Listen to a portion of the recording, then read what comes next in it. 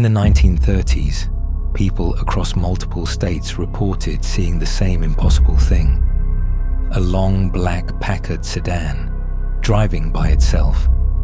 Headlights on, engine running. But when they got close enough to look inside, the driver's seat was completely empty. Different towns, different witnesses, same car, same description. This wasn't one sighting. This wasn't one story that got exaggerated. This was a pattern that lasted for decades. And for almost a century, people have been asking the same question. Why was this Packard still driving after its owner was gone? To understand why this legend hit people so hard, you need to understand what a Packard actually meant in the early 1900s. Packard wasn't just a car. It was a symbol of wealth, dignity, and longevity. If you owned one, you were doing well. If you kept one running for decades, which many families did, it became part of the family itself. And Packards were everywhere you'd expect a ghost story to begin. Funeral processions, undertaker vehicles, long-distance night driving, isolated rural roads, and wealthy estate owners who kept their cars meticulously maintained. And because Packards outlived almost every other car on the road, by the time the 1930s rolled into the 40s and 50s, many of these old black sedans were still in service, but often tied to owners who had long passed away. So when the earlier stories began circulating of a driverless Packard, it didn't feel random. It felt inevitable. The Packard ghost car legend didn't come from Hollywood. It didn't come from YouTube. It didn't even start in newspapers. It came from oral folklore. Folklorists studying rural ghost traditions in states like Ohio, Indiana, Pennsylvania, and West Virginia all documented different communities telling almost the exact same story. Not identical, but close enough that the pattern was impossible to ignore. Across these regions, people talked about a Packard whose owner had recently died, the car being stored or sold, mysterious nighttime movements, and multiple witnesses seeing it travel a familiar route. With no one behind the wheel, one folklorist in the 1940s wrote, "Every county seems to have its own Packard tale." Another wrote in the 1950s, "People describe the same model, the same color, and the same behavior, but claim it happened in their own town." This is rare in American folklore. Usually, ghost stories change dramatically between regions, but the Packard, it stayed almost identical. The most chilling and consistent detail in every version of this legend is the same. When witnesses pulled close enough to see the driver, there was no one there, not a silhouette, not a shadow, not even a reflection that looked like a person, just an empty seat, illuminated by the headlights behind it. Drivers described their stomach dropping, freezing up behind the wheel, or swerving slightly because their brain couldn't process what they were seeing. One elderly woman interviewed in the 1950s said, "It wasn't the car that scared me. It was the nothing driving it." These accounts weren't shared online. This was long before the internet. People were telling these stories in church gatherings, at dinner tables, at general stores, and around campfires. Different states, different decades. Same Packard, same empty driver's seat. Another pattern in the legend is equally strange. Packards didn't appear on highways or busy roads. They only appeared on rural back roads, long, dark stretches of farmland, and narrow tree-lined routes. And in every version of the legend, the car drove along a specific routine, as if following the same path the owner always took. Witnesses said the Packard maintained a steady speed, never drifted, never hesitated, never slowed down at intersections, and always vanished at the same spot. This type of phenomenon is known in folklore studies as a residual haunting, not a conscious ghost, but a loop. repeating the final routine of someone who never quite left. The Packard wasn't hunting people. It wasn't responding to them. It wasn't even aware of them.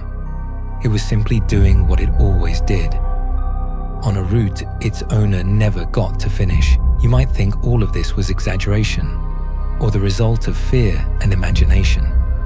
But to understand why the Packard story stuck so hard, you need to consider the reality of that time. First, rural roads back then were extremely dark.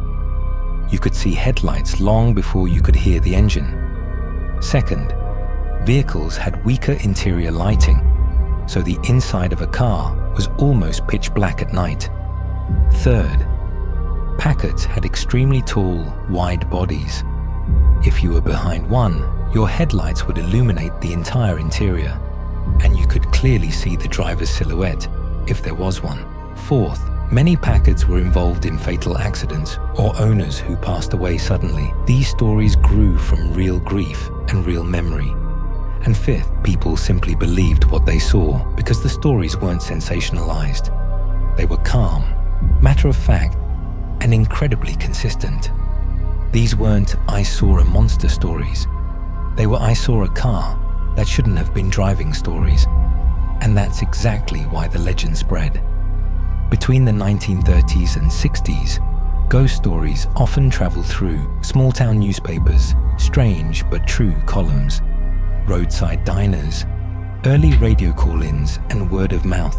Through families, the Packard ghost car became part of the culture of certain regions. Every town had its own version, but all of them shared the same core details. No one ever claimed the car harmed anyone. No one said it chased people. No one said it attacked. It just drove, night after night, on the same deserted roads, as if it belonged there. By the 1970s and 80s, the actual Packards from the 1930s were nearly gone from the road. Most had been scrapped, abandoned, or turned into antique showpieces, so the physical part of the legend faded, but not the story. People claimed to still see long, old-fashioned headlights, slow, gliding movement, and a tall silhouette of a car that looked decades out of place. Some said they only saw the lights. Some said they heard the engine after the car passed them. Others claimed it vanished as soon as they rounded a corner. Whether those sightings were real, imagined, or just shadows on country roads, no one knows. But the Packard ghost car legend didn't die. It simply became a piece of American folklore that refuses to disappear.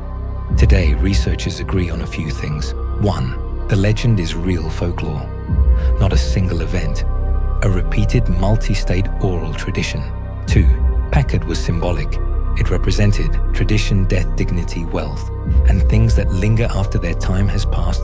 3. The story works because it feels believable, not supernatural, not exaggerated, just unsettling.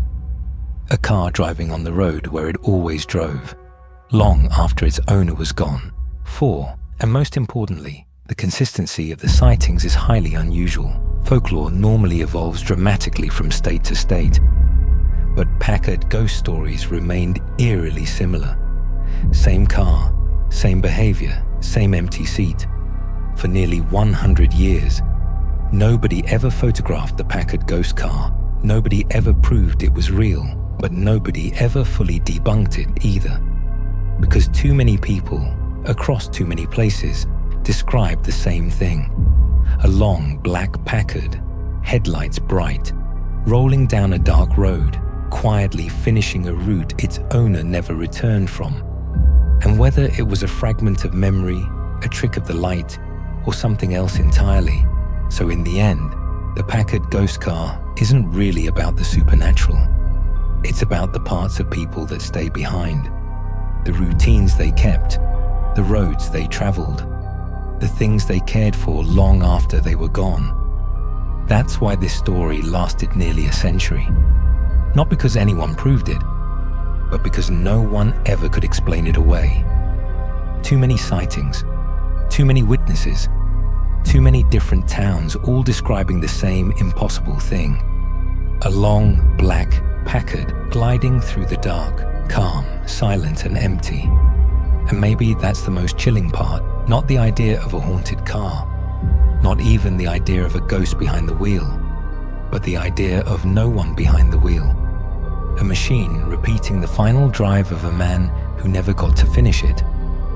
A past so familiar, so deeply ingrained, that even death couldn't interrupt it.